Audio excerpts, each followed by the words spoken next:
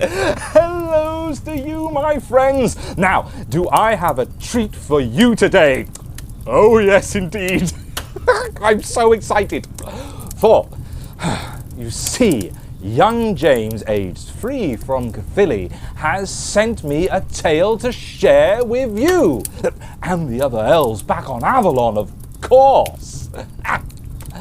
James, you sent me such a good idea for a tale, I was able to give it the true bardic treatment. Oh yes. So, if you and everyone are ready, I'll tell you the tale of the dragon of J and J.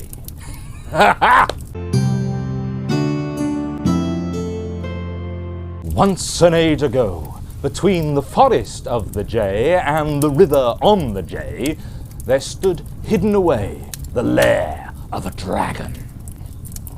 For countless winters and summers, this dragon had fallen into the great dry slumber. Buried deep within the earth, with each season's passing, he had grown smaller and smaller. Then the day came when he finally awoke, drowsy, dazed, and horrified. This lazy reptile had slept in his darkened cavern for far too long. He had let too many seasons pass him by unanswered.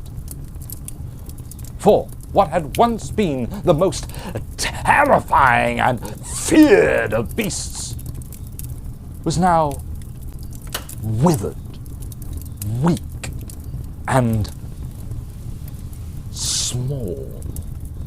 His wings were no more. His tail was but a stub. And he stood at the height of a man. But worst of all was the emptiness of his belly. It wailed and groaned at him in a most frightful rage at being so long neglected. The dragon hurried to silence it and regain his once mighty stature. But as he searched his cave for even the smallest morsel, all he found were bones both chewed and gnawed, bereft of any meat. The dragon was left with no choice but to venture out of his cave in his weakened state and to hunt for his fill. His eyes strained in the glare of the sun. His legs ached and failed. His back creaked and cracked. His roar that had once shook the mountains quivered but one leaf. The flames that had once scorched trees to ash was but a flicker. And even the gentle robin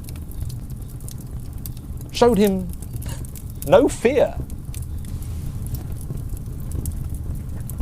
All the creatures of the forest of the J simply laughed at the dragon's feeble attempts to capture them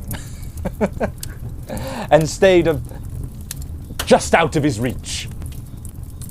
He fell and tumbled as he tried desperately to silence the roar of his belly.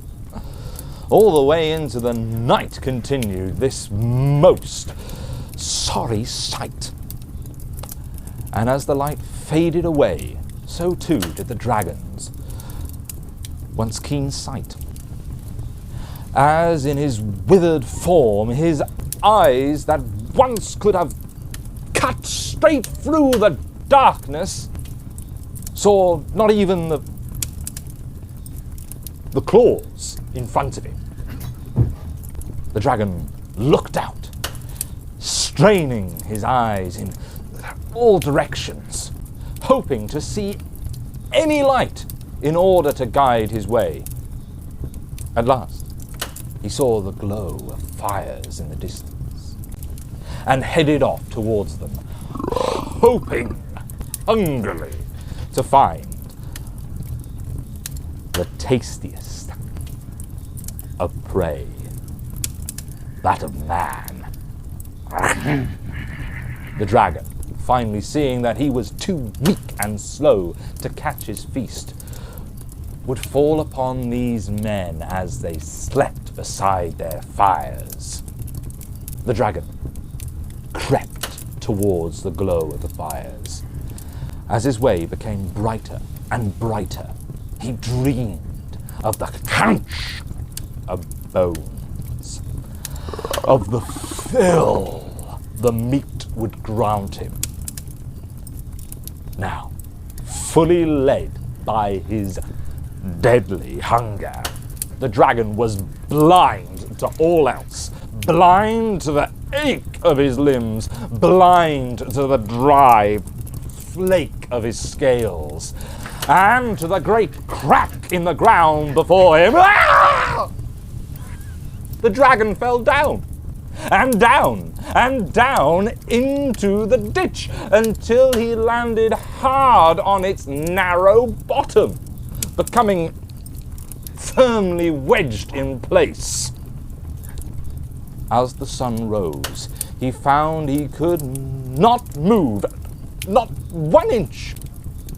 He was well and truly stuck, and without the fire, his wings, his tail, or even his roar, he could do nothing but lie there, defeated. There was, however, one thing left to him: the ever-growing growl of his belly's hunger that echoed up and out of the ditch. And what of the dragon's fortunate prey, those men by their fires?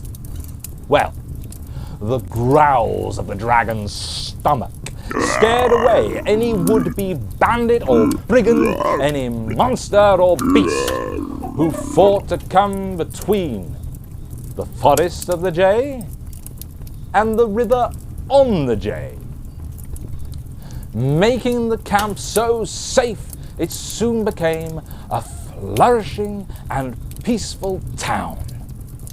And to this day, the town is known as Dracknel, for its dragon in the hole.